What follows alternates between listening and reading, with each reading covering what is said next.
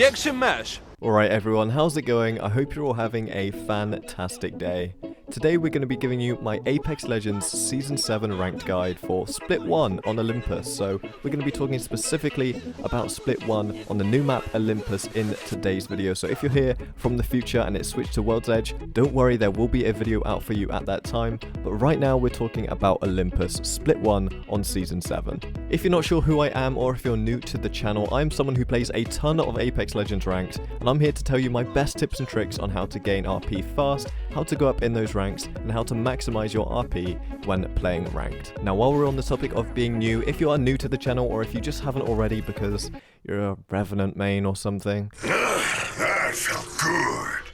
make sure to drop a like and subscribe to the channel. I'm aiming for 60,000 subs by the end of the year, so let's make that happen together, guys. I really appreciate all of the continued support from all of you. But with all of that intro stuff out of the way, let's get right into the ranked guide.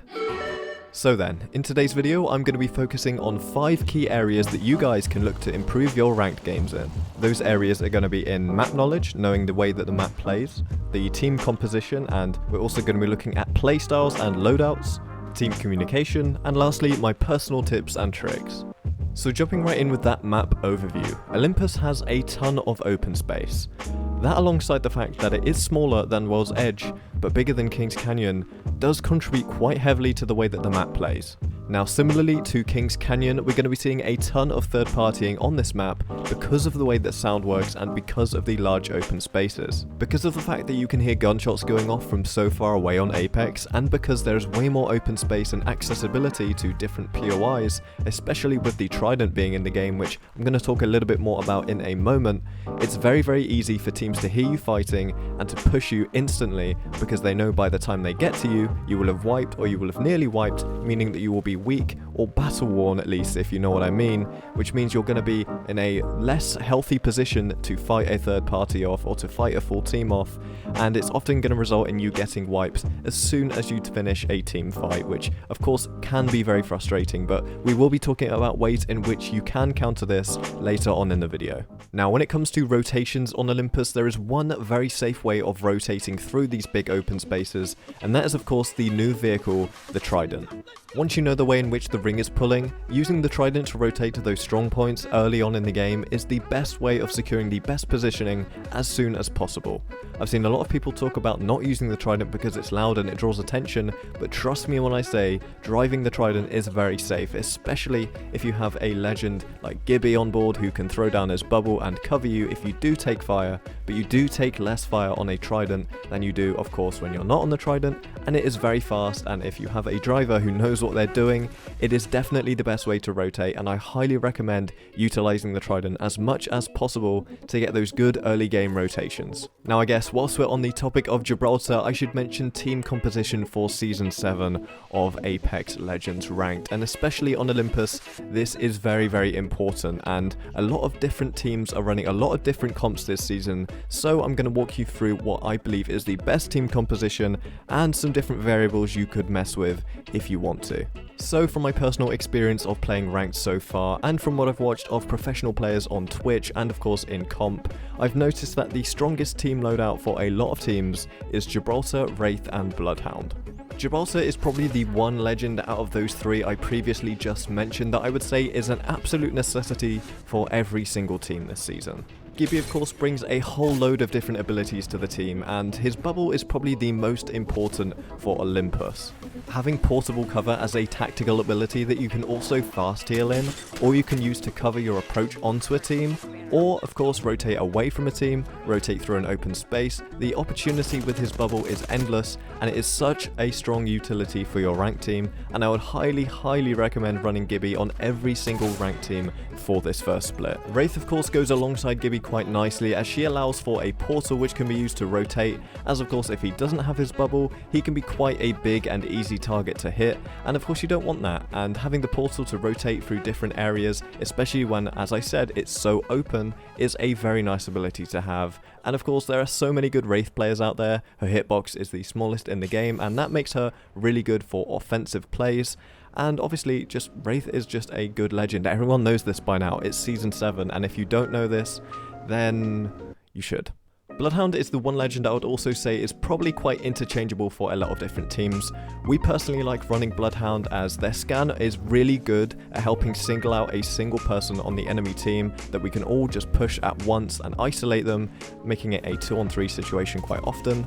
Hound is also really good at deterring third parties because you can scan just so you know if a team is coming in. If you think you hear someone but you're not quite sure, you can of course throw a scan.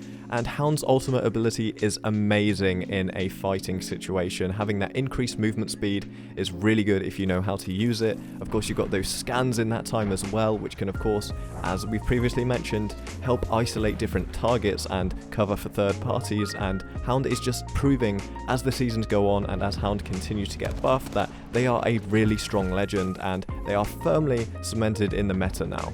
Having a recon character on the team now that they can all scan survey beacons is highly recommended, and it's going to allow for you to get those early rotations and get to those strong positions even earlier, knowing where the ring goes one step in advance. But if you don't want to run Bloodhound for whatever reason, maybe you're just not comfortable on them, Pathfinder is a really good option as well, as of course he can also scan survey beacons, but he also offers zip lines which can help the team get to vertical height, which of course we all know is very, very strong in this game.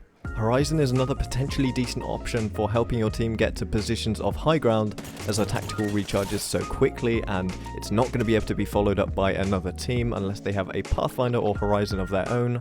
And Bangalore is a really good choice as well for rotations, as her smoke is going to help you cover those open areas, and the way her ultimate has just been buffed to detonate quicker has actually made it very much stronger, and that's also going to help you deter teams away from you as well as attack teams and cover large open ground if you do want to cover that as well. But let's not forget the strongest legend in the game, Rampart. You should all run Rampart all the time. Grab your mash. Grab your mash. Grab your mash. I do also want to mention that communication on this map is very, very important, as it is on every map of course in ranked, but on this map with the way that third parties are coming in so fast, being quick to decide when to push, when not to push, and when to cover for a third party is very important, and acting as soon as a teammate makes a call out is also key to winning a lot of these team fights. Things happen very, very fast, and you've got to be quick to react to your teammates' callouts, unlike this guy.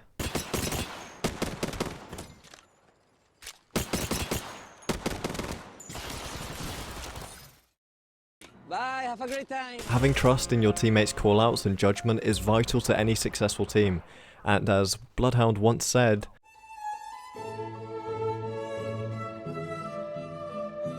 "Poor trust led to a poo."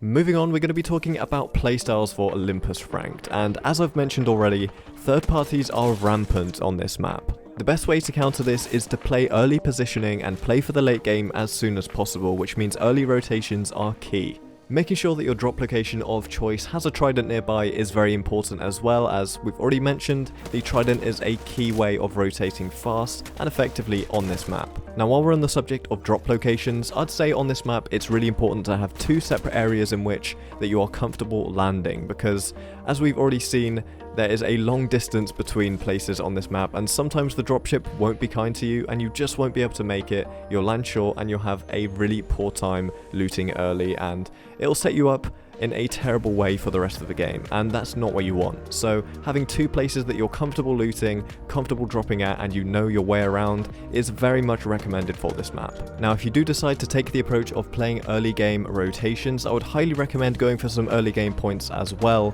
which often means contesting teams for POIs and drop zones, and often this can be quite risky and can result in 50-50 fights, and you probably want to avoid 50-50 fights as much as possible unless you get blessed in RNG. Now of course this is all very contextual and is different every single game, but that's where close communication with your team comes in, talking about if you feel comfortable to take a fight early or if you would rather back off and loot up a little bit more first, but that's going to result in not getting those early points.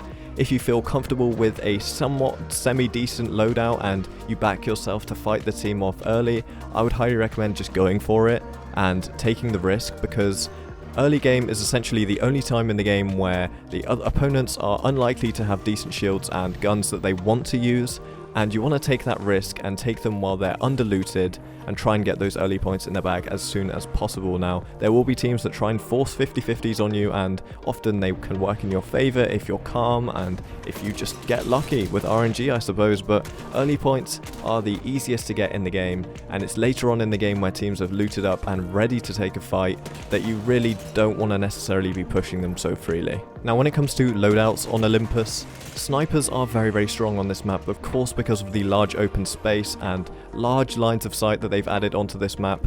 Just like with World's Edge, snipers are very strong, and they can definitely be used correctly if you have a strong position of height. Of course, there are tons of those on this map, and you don't need me to list those off to you. They are everywhere. This map is filled with vertical height. The usual suspects like the G7 Scout, the Triple Take, and the Charge Rifle are all very strong for this kind of meta. However, do be aware that if you are going to run these weapons, you can be focused easily because you're going to be poking a lot, and everyone's going to know where you are, so you could get easily snuck up on or pushed, because teams don't like it when they're being poked, and often they will make it their mission to get you off of those strong sniper positions. So be aware that you will be drawing a lot of attention, and if they bring the fight to you at close range, you are going to be at a disadvantage because you're not going to have those quick weapon swaps that they likely will. So at close range, having a sniper is of course going to be detrimental to you, and that's why I would say personally my preferred loadout, as I've been playing Bloodhound and we like to get close range and take the fights to opponents rather than poke.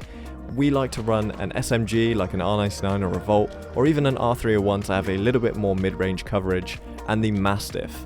Everyone knows the Mastiff is very, very strong, and while it can hit for 14s and 39s if you're unlucky, if you're accurate, you can hit devastating damage with this gun, and it's the ultimate close range gun to pull out in the middle of a fight. So R99 Mastiff, Volt Mastiff, R301 Mastiff, I highly recommend the Mastiff, especially if you have a Gibby on your team as well, because it's really great for bubble dancing with and having those close range bubble fights with a Gibby. A Gibby with a Mastiff is a scary Gibby indeed. Last but not least, I have a couple of personal tips for you guys, and firstly I want to say that Bloodhound is great for RP farming because the scan effect is going to give you assists, and the longevity of the scan effect kind of giving you assists is quite long. I think it's something like 7 seconds after the scan has expired, you'll still get an assist, and that is very, very good for RP farming. So whoever the Bloodhound is on the team is likely to be the one gaining the max RP, and if you are finding that someone's storming ahead in the ranks on your team, just swap it around a bit, let them have Bloodhound, and I'm sure they will catch up very fast because the scan is an assist machine. The other tip I have for you guys is to not sleep on the Hemlock. I know most of you don't already and you'll know how broken this gun is, but wow, the Hemlock is a very versatile gun indeed. Why you bully me? The burst mode is unreal. You can hit 200s in 2 bursts.